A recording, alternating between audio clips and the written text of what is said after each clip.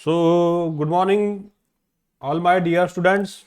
I welcome in Sunshine Academy, and today we have to conduct the lecture number 8 on a topic of application of uniform circular motions. तर बघा आता lecture number 8.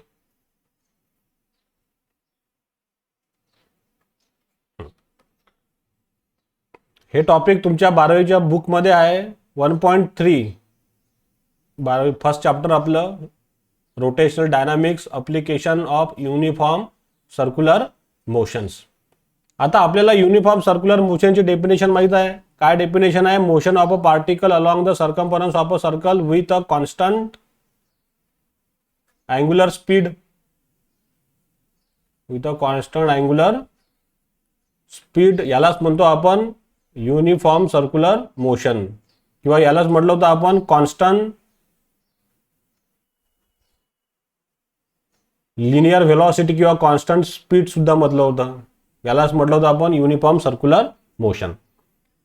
आता बघा याच्यामध्ये 1.3 मध्ये पहिला topic आपल्याकडे 1.31 vehicle along a horizontal circular track.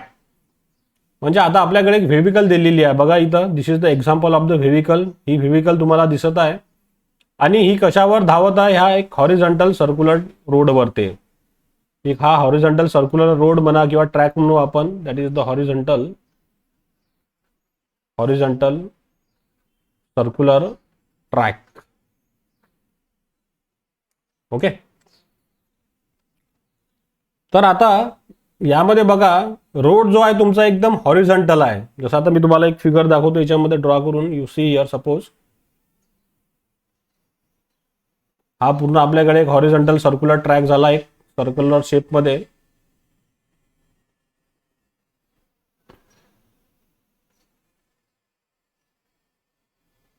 पूर्ण रोड कसा आहे? हा सर्क्युलर शेप मध्ये आणि हॉरिझॉन्टल आहे. म्हणजे कुठेच काही रोड मध्ये बेंड नाही आहे. पूर्ण रोड हा एकदम हॉरिझॉन्टल आहे. कुठंच त्याला हे नाही आहे, म्हणजे अप अँड डाऊन नाही आहे. आणि याच्यावरती ही कार ड्रॉइंग करत आहे. Suppose this is the car. कारलाच आपण व्हेहिकल म्हणतो मुलांनो. This is the car. ठीक आहे. ही कार याच्यावरती अशी फिरत आहे अँटी क्लॉकवाइज डायरेक्शन मध्ये. This is our which road? Horizontal circular track. Right? Yes or no? Yes. आता ही व्हेहिकल ज्यावेळेस या रोडवर मूव्ह होणार, the vehicle is move along a horizontal circular track. तर this is the one of the application of circular motions. कारण का ही जी vehicle धावत आहे या रोडाने कशा प्रकारे रन करत आहे? Uniform circular motion. म्हणजे या व्हेहिकलची जी अँग्युलर व्हेलॉसिटी आहे ती सुद्धा कशी आहे? कॉन्स्टंट आहे. लिनियर व्हेलॉसिटी सुद्धा कशी आहे मुलांनो? कॉन्स्टंट आहे. means the angular speed is also constant and linear velocity is also constants. आता ही व्हेहिकल ज्या वेळेस या रोडावर रन करत आहे, suppose this is a centre of the road. इथून हे जे डिस्टन्स झालं, what is this is called as the radius. ही याची रेडियस होणार या रोडाची. दिस इज अ सेंटर ओ. हे जे व्हेहिकल आहे याला काही ना काही मास असणार आहे. Suppose I write down the some following points here. बघा आता इथं एक ऍक्च्युली तुम्हाला कार दिसत आहे. Example the car is moving along a horizontal road. Okay. एकदम हॉरिझॉन्टल रस्ता आपल्याकडे आहे. हे एक्झाम्पल इथं मी ड्रॉ केलेला आहे डायग्राम वगैरे. This is our road. Okay. And this is our car. ही आपली कार आहे. आता ही जी कार आहे या कारला काय मास आहे? इथं लिहितो मी mass of the car. M is mass of car. Right. नंतर आर जो झाला, R is radius of a road. Small R is radius of a road. Yes or no? Yes. त्याच्यानंतर आपल्याला माहित आहे V is linear speed of the vehicle. Linear speed of vehicle. आणि omega कोणती होणार त्याची? Omega is a angular angular speed of vehicle, असे काही पॉइंट्स मी इथं लिहिलेले आहे. ओके. आता ज्यावेळेस ही कार मूव्ह होणार मुलांनो, whenever this car is run on the roads. आता बघा ही डायग्राम इथं मी ड्रॉ केलेली आहे, तुम्हाला दिसत आहे. आता या कारला काय काहीतरी वजन आहे, काहीतरी मास आहे. मी इथं मास लिहिलेला आहे. The m is the mass of the car. Yes or no? Yes. You see here.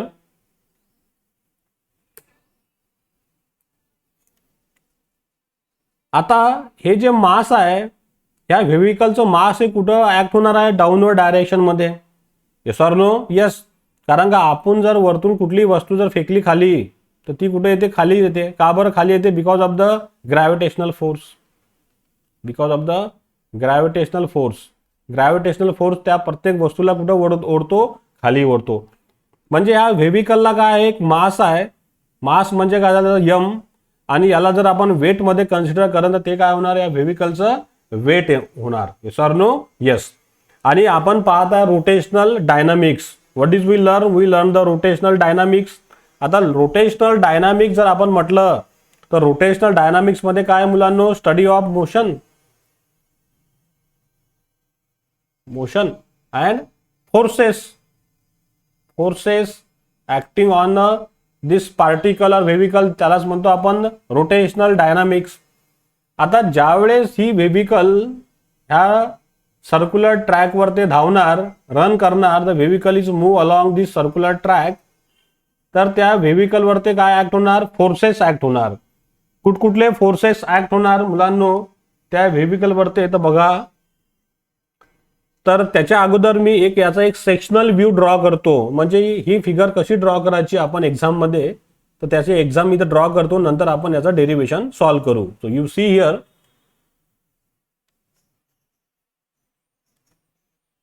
तर बघा आता पॉइंट लिहितो मी पहिला. Consider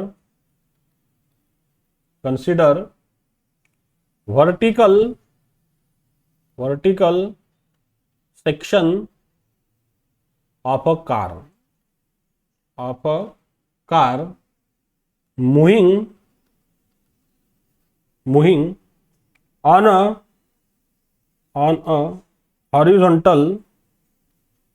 horizontal circular track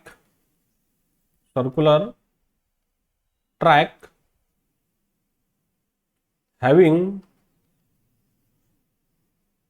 a radius R with C as center of track. असा एक पॉइंट मी लिहिला इथं. एकदम सोपी आहे, कारण या विचारामध्येच आपण लिहिलेलं आहे की सी जो आहे आपला, म्हणजे ओ इज द, इथं आपण ओ कन्सिडर किंवा सी इथं काय कन्सिडर केलं मी? सी. इथं आपण सी सुद्धा लिहू शकतो किंवा ओ सुद्धा लिहू शकतो, युअर ओन चॉईस. इथं मी समजा सी लिहिला. समजा suppose C is the centre, R झाली रेडियस या ट्रॅकची, आणि याच्यावरता हा व्हेविकल असा धावत आहे. The vehicle is run on this horizontal circular track. आता बघा, I draw the one sectional view. आता मी असा एक व्ह्यू काढला. हा झाला तुमचा रस्ता. Suppose this is a road. Okay. हा पॉइंट झाला तुमचा सेंटर. त्या रस्त्याचा सेंटर हा झाला सी.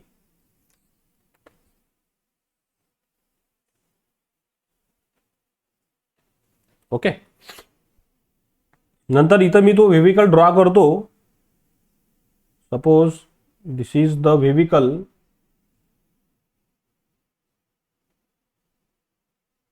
एक सिंपल अशी डायग्राम आपल्याला इथे बनवायची आहे, कारण एक्झाम मध्ये आपण व्हेविकल तर ड्रॉ करू शकत नाही. आपल्याला त्याची ब्लॉक डायग्राम काढायची आहे. Block diagram. Suppose this is the block diagram, जी तुमच्या 12वीच्या पुस्तकात दिलेली आहे किंवा आपल्या नोट्स मध्ये दिलेली आहे.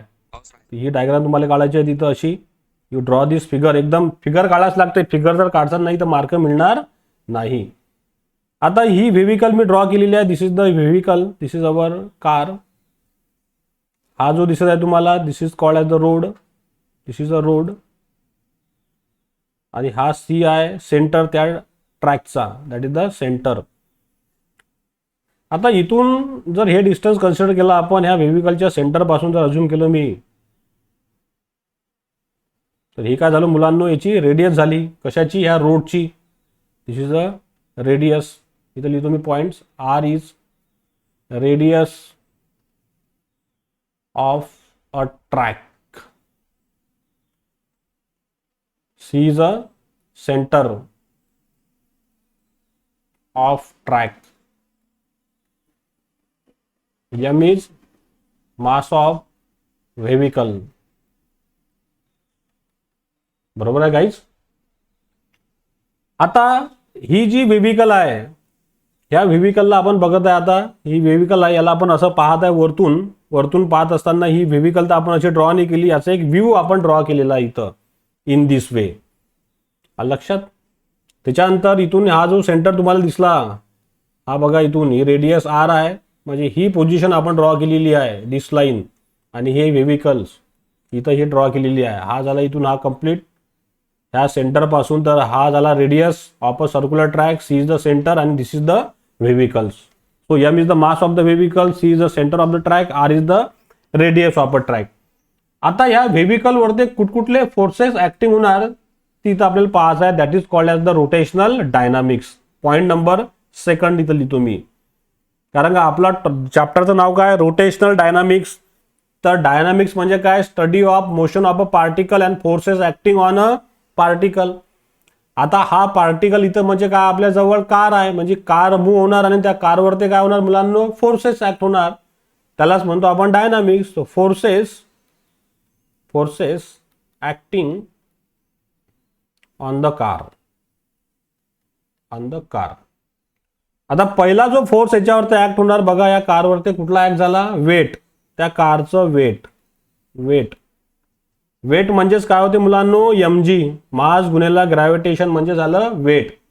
जो कसा ऍक्ट होणार? खाली ऍक्ट होणार त्या कारवर, म्हणजे that is called as the vertically downwards.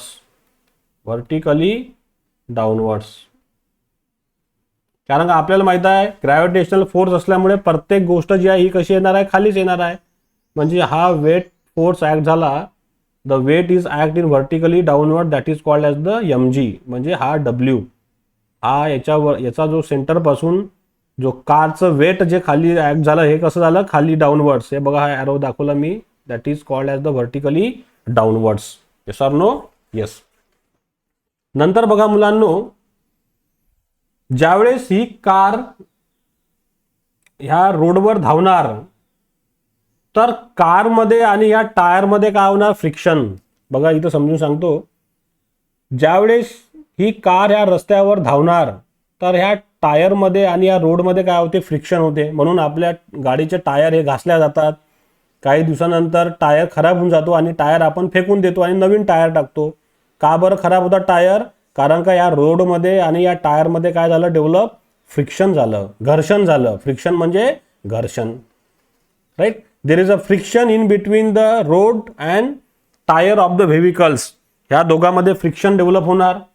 तर हे फ्रिक्शन जे डेव्हलप झालं, हे बघा याच्यामध्ये मुलांनो, इथं लिहितो मी आता सेकंड, म्हणजे थर्ड पॉइंट्स यामध्ये बी. द फ्रिक्शन फोर्स, यालाच म्हटलं मी आता static friction. Force of static म्हणजे constant. Force of static friction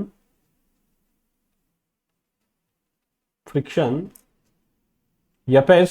याचा सिम्बॉल आहे मुलांनो Fs. याला कशाने दाखवतात? Fs. F सफिक्स मध्ये Fs. कशामध्ये फ्रिक्शन आहे? बिटवीन रोड आणि कशामध्ये आहे? And the tyres. Between the road and the tyres. बरोबर आहे. म्हणजे रोड मध्ये आणि या टायर मध्ये काय डेव्हलप होणार? इथं फ्रिक्शन. मी आता दाखवलं. कुठला सिम्बॉल आहे याचा? Fs. That is called as the static frictions. Okay. Road कधी मूव्ह होणार काय? नाही, फक्त याच्यावरती व्हेविकल मूव्ह होणार. म्हणून या दोघांमध्ये जे फ्रिक्शन डेव्हलप झालं, that is called as the static friction. ते दाखवलं मी कशानी? Fsनी. नंतर बघा, आता या गाडीवरती जो वेट फोर्स ऍक्ट झालेला mg, हा वेट mg. ओके, इथं बघा, इथं ड्रॉ करतो. ही व्हेविकल,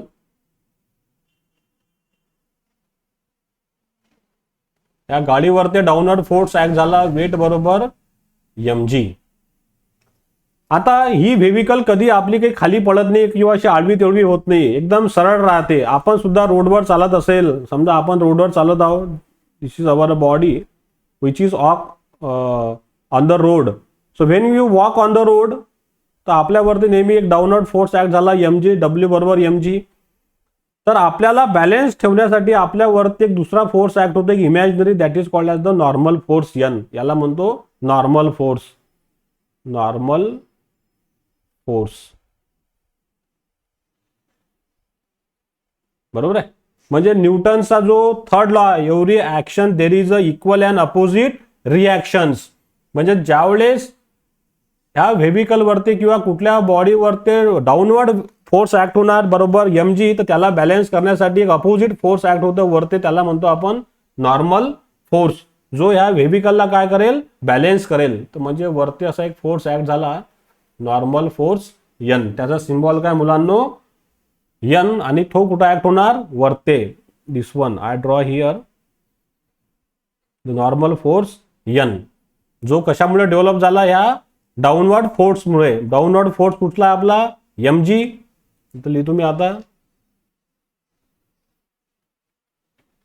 डाऊनवर्ड फोर्स वेट बरोबर mg, बरोबर आहे. Yes or no, yes. याला म्हटलं मी इक्वेशन नंबर 1. आणि व्हर्टिकल अपवर्ड, व्हर्टिकल अपवर्ड जो फोर्स आहे, त्याला म्हटलं आपण कोणता force, normal. Normal reaction, normal reaction balance, balance the weight, balance the weight. म्हणजे बघा, ह्या व्हेविकलचं जे वेट बॅलन्स केलेलं आहे, हे कशाने केलेलं आहे, नॉर्मल फोर्सने. जगामध्ये कुठली वस्तू घेतली आपण, या अर्थ जेव्हा आपण राहतो, तर कुठलीही वस्तू घ्या तुम्ही, आपण आपल्या घरामध्ये बसलेलो खुर्चीवर, तर पूर्ण फोर्स कुठे ऍक्ट होणार, एक डाऊनवर्ड mg. पण त्याला बॅलन्स करण्यासाठी एक इमॅजिनरी फोर्स वरती ऍक्ट होतो, कुठला, नॉर्मल फोर्स. तो त्याला बरोबर अपवर्ड डायरेक्शन मध्ये बॅलन्स करतो, त्याला म्हटलं आपण n. Okay, so this vertical upward force that is called as the normal reaction balance the weight. याचा सिम्बॉल कशाने दाखवला आपण, कॅपिटल n ने मुलांनो. Yes or no, yes. तर आता बघा इथं, so normal reaction, normal reaction balance, balance the weight,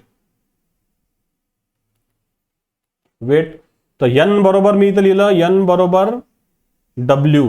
म्हणजे नॉर्मल फोर्सने कशाला बॅलन्स केलं, वेटनी. दोघांची पण व्हॅल्यू कशी असणार आहे, सारखी. ज्यावेळेस आपण ही डायग्राम इथं परत ड्रॉ केली आहे, परत ड्रॉ करतो. इथं बघा, व्हेविकल,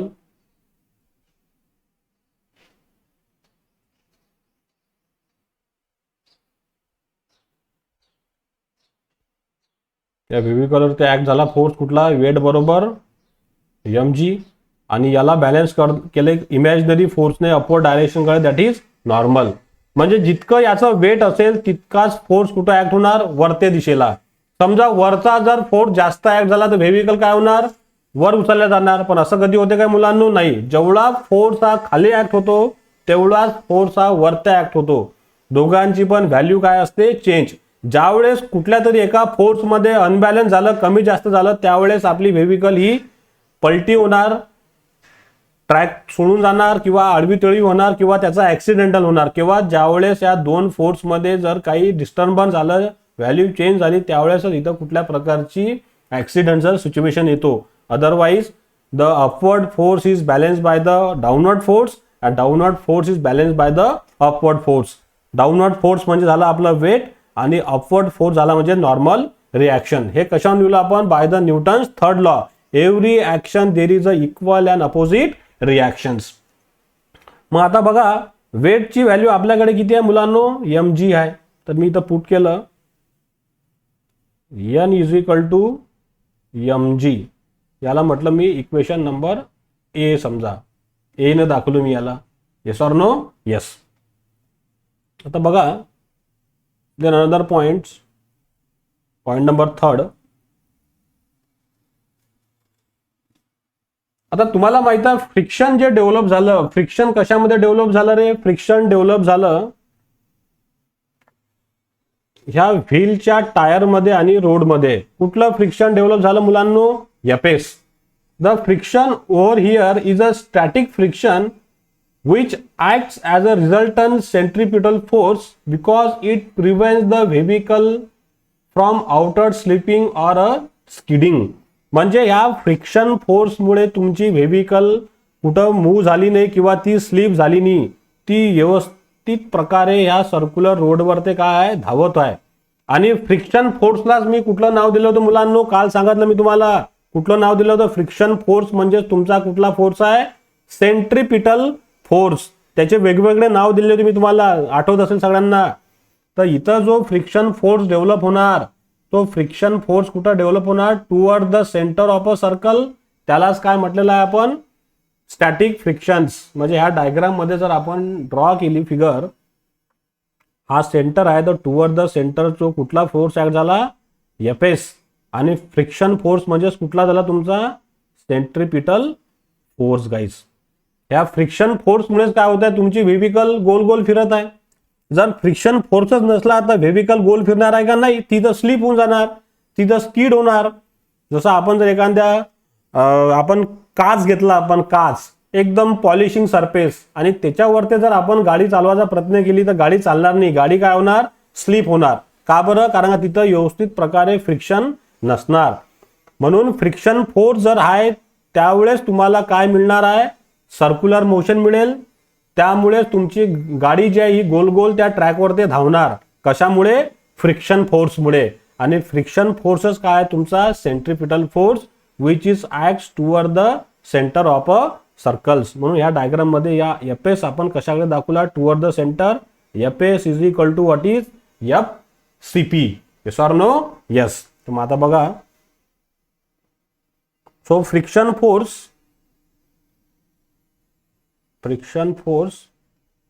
is called as what is? Centripetal force.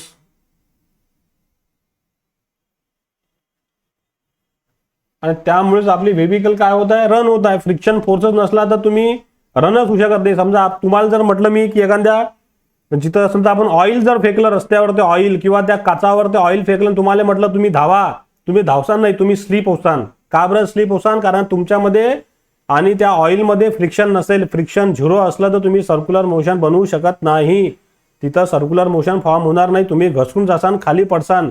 तुम्ही पाहिलं असाल एखादा पॉलिश सरफेस, पॉलिश म्हणजे एकदम स्मूथ सरफेस, तिथं कुठल्याच प्रकारचं काही डिस्टर्बन्स नाही आहे, तर तिथं फ्रिक्शन होत नाही, तर बॉडी मूव्ह होणार नाही. तर तिथं सेंट्रिपिटल फोर्स नसणार. म्हणून friction force is called as a centripetal force. So FS is equal to FCP. तर FS is equal to FCP. FCP म्हणजे काय आपल्याकडे आता? mv²/r. याला म्हटलं मी इक्वेशन नंबर बी मुलांनो. Yes or no? Yes.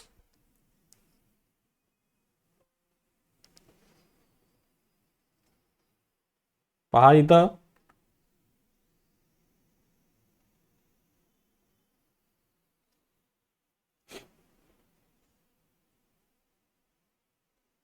Okay. तर आता बघा, हे दोन इक्वेशन आपल्याला मिळाले, इक्वेशन ए आणि equation B. So after getting this two equation guys here, हे दोन इक्वेशन मिळाल्यानंतर equation A and equation B, तर मी इथं इक्वेशन बी ला डिवाइड करेल कशासोबत? इक्वेशन ए सोबत. तर इथं लिहिणार मी dividing equation B by equation A. दोघाला मी काय केलं? डिवाइड केलं. कशाला? इक्वेशन बी ला डिवाइड केलं मी इक्वेशन ए ने. आता इक्वेशन बी काय आपल्याकडे बघा, दोघाची लेफ्ट हँड साइड आणि आर साइड बघा. एफएस अपॉन, इथे येणार तुमच्याकडे आता एफएस भागीला N is equal to what is, इथं काय व्हॅल्यू आहे एफ एस ची, M V square upon R, M V square upon R त्याच्या भागीला एन ची व्हॅल्यू काय, एम जी भागीला एम जी मुलांनो. Yes or no, yes. आता इथं बघा F S upon N is equal to M V square upon R. आता इथं होणार रॅशनलायझेशन. आता याला किती भाग आहे, 1 आहे, म्हणजे ही टर्म झाली 1 अपॉन एम जी गाईज. तर हा एम आणि हा एम झाला कॅन्सल. तर what is remaining, F S divided by N is equal to what is V square upon R G. Yes or no, yes. तर आता इथं बघा, after you getting this equation, याला मी आता सॉल्व करेन इथे. So what is we get, so V square is equal to काय येणार सांगा मला, V square is equal to F S गुणेला आर जी, एफ एस गुणेला आर जी राईट भागीला N. Yes or no, yes. So what is we getting here finally after solving this step, V square is equal to F S into R into G upon N guys. Yes or no? Yes. Then after that, after you write them,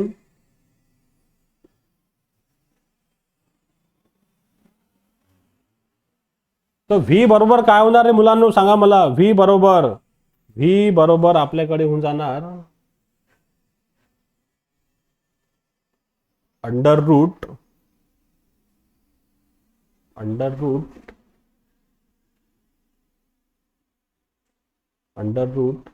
F S R G into N guys. Yes or no, yes. We getting this value.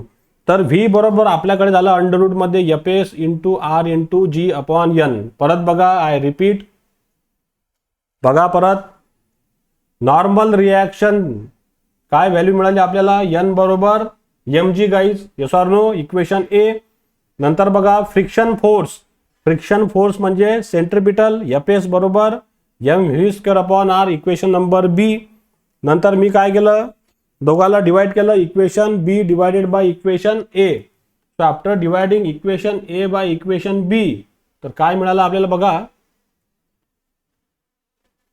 F S upon N is equal to M V square upon R upon M G.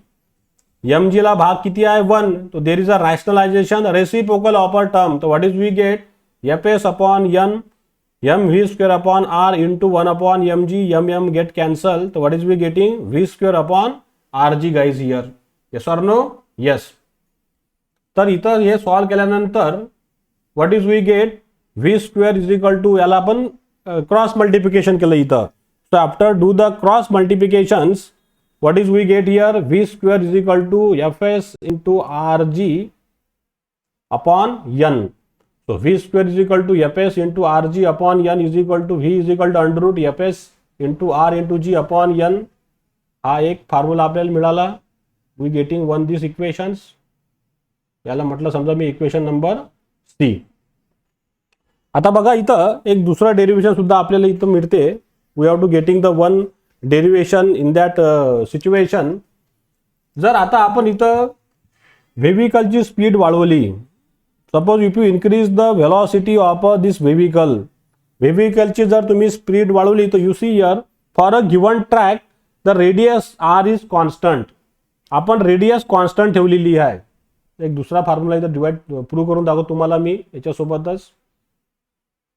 Second केसमध्ये, केस 2, okay, we write down here fs upon n is equal to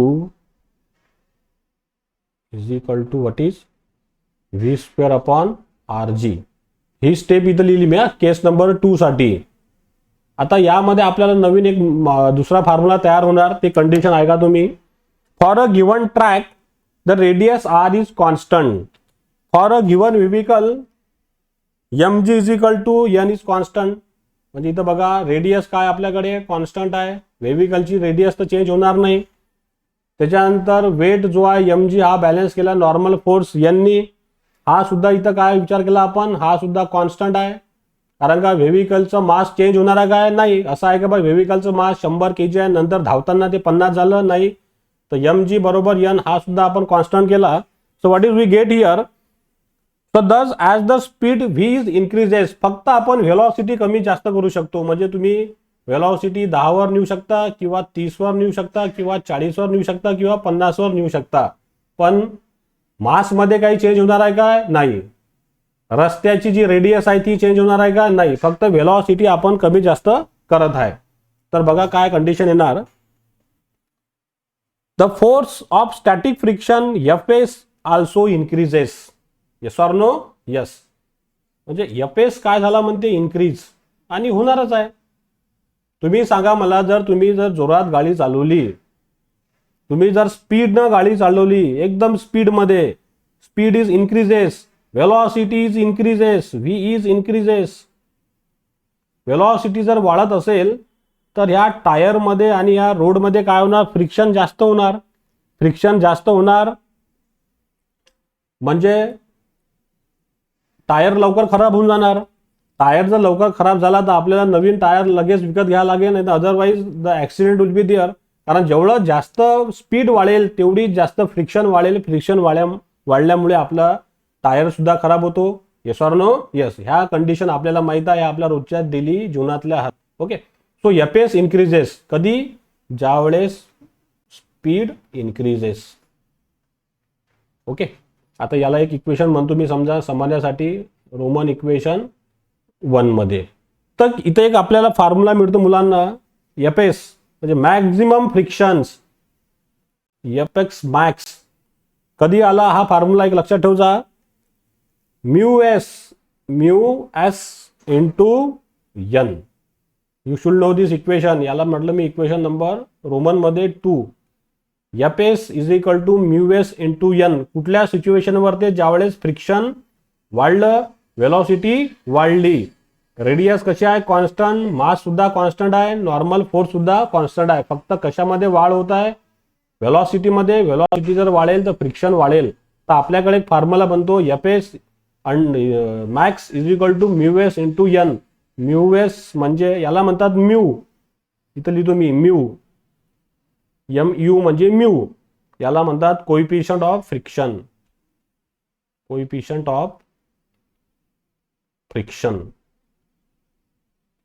ज्याची value कशी असते, नेहमी लेस than 1 असते. नेहमी लेस than 1 राहणार आहे. Greater than 1 असणार आहे काय, नाही. The mu S is always less than 1. हे लक्षात ठेवायचं. Coefficient of friction is always less than 1.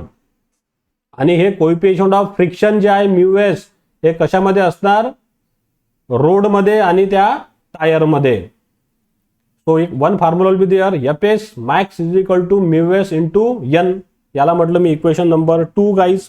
Yes or no, yes. तर बघा नंतर काय चेंज झालं. नेक्स्ट स्लाइड बनवतो मी, 1 minute.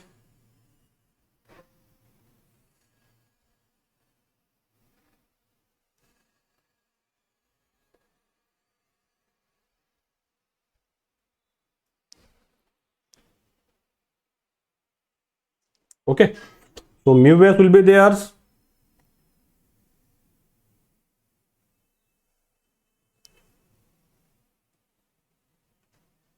So Fs max is equal to what is mu s into n. This is equation number 2, right?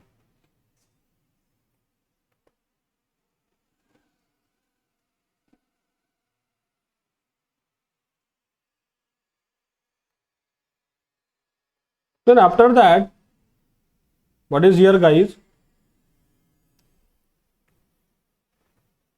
Mu s म्हणजे coefficient of friction, coefficient of friction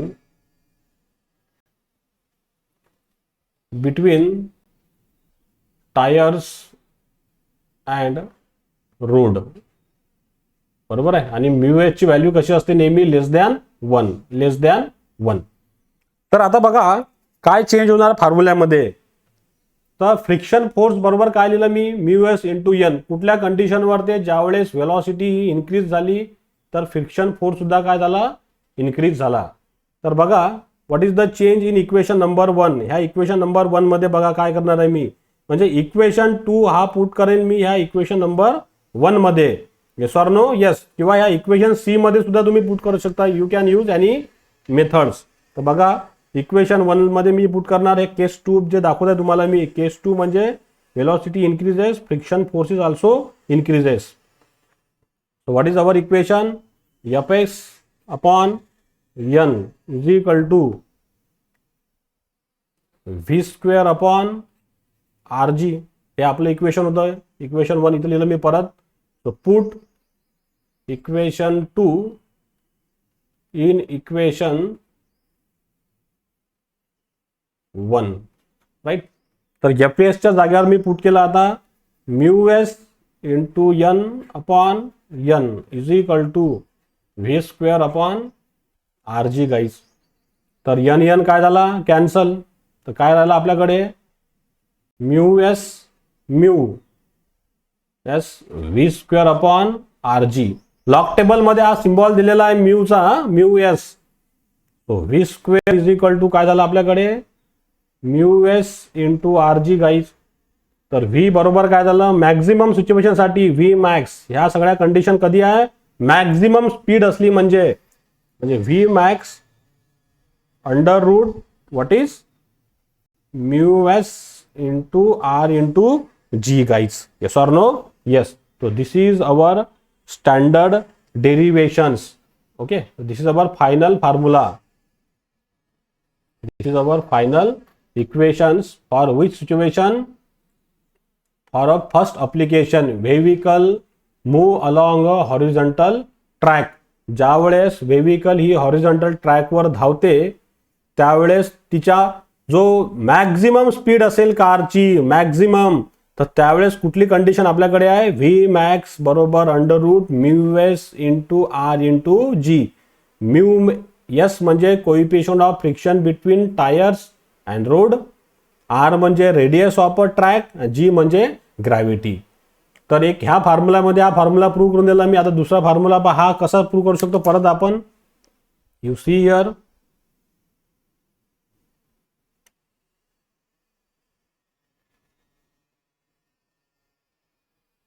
in next step also बघा आता C equation सुद्धा prove केला होता आपण. याच्यावरून हा formula आपण ड्रॉ करू शकतो, प्रूव्ह करू शकतो. इक्वेशन नंबर सी बघा. What is C equation, I write down here.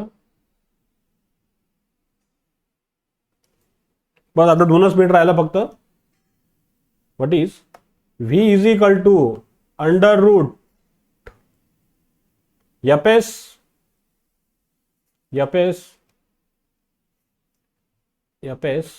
R into G upon N. हा फॉर्म्युला आपल्याकडे होता इक्वेशन नंबर सी चा. आता फॉर मॅक्झिमम सेम फॉर्म्युला ह्या फॉर्म्युल्यावर सुद्धा आपण प्रूव्ह करू शकतो. फॉर मॅक्झिमम स्पीड झाला म्हणजे व्ही काय झाला आपल्याकडे, व्ही मॅक्स. आणि तिथं जो फ्रिक्शन फोर्स आहे एफ एस हा सुद्धा काय झाला मॅक्झिमम. तर आपल्याकडे एक फॉर्म्युला आला म्यू एस इंटू एन, बरोबर आहे. Equation number 2. तर याला पुट केला आपण, put equation 2 in equation 1 guys. तर काय मिळालं आपल्याला, व्ही रिप्लेस झाला व्ही मॅक्सने, under root F S is replace by mu S into N into R into G upon N guys. तर हा एन एन गेट कॅन्सल. तर आपल्याला मिळाला व्ही मॅक्स बरोबर under root mu S into R into G. Okay, तर this is final derivation of speed of vehicle. कुठली speed आहे, maximum. Maximum speed of a vehicle on a horizontal road. Horizontal track किंवा road. म्हणजे ज्यावेळेस तुमची व्हेविकल ही एकदम maximum स्पीडवर असणार, म्हणजे तुमच्या कविटा नाक्यापासून तर चांदूर नाक्यापर्यंत, त्यावेळेस त्याची काय फॉर्म्युला असणार आपल्याकडे, V max is equal to under root mu S into R into G guys. तर तुम्ही हा फॉर्म्युला डायरेक्ट इथून सुद्धा पुट करू शकता. ही केस सी पर्यंत तुम्ही फॉर्म्युला लिहिला, सी नंतर तुम्ही डायरेक्ट इथून सुद्धा फॉर्म्युला प्रूव्ह करू शकता. For maximum speed you can prove this derivation, किंवा तुम्ही अशी केस 2 अप्लाय करून सुद्धा प्रूव्ह करू शकता. म्हणजे मी तुम्हाला दोन्ही केस सांगितले. ही स्टेप मी इथं ॲज इट इज लिहिली. एफ एस बरोबर mu S into N, mu म्हणजे कोइफिशियंट ऑफ फ्रिक्शन. ह्या सगळ्या केसेस इथं लिहिल्या मी आणि हा फॉर्म्युला प्रूव्ह केला. तर यू कॅन यूज एनी, ही घ्या की थीम स्टेप घ्या, you can use any step. Okay, so I stop here. याचे नोट्स आणि याचा व्हिडिओ मी नंतर ग्रुपवर सेंड करून घेतो. परत तुम्ही ते व्हिडिओ पहा किंवा नोट्स पहा, you can clear your concepts. Okay, so I stop here. कुणाला जर काही प्रश्न असेल तर आता मला प्रश्न तुम्ही विचारू शकता.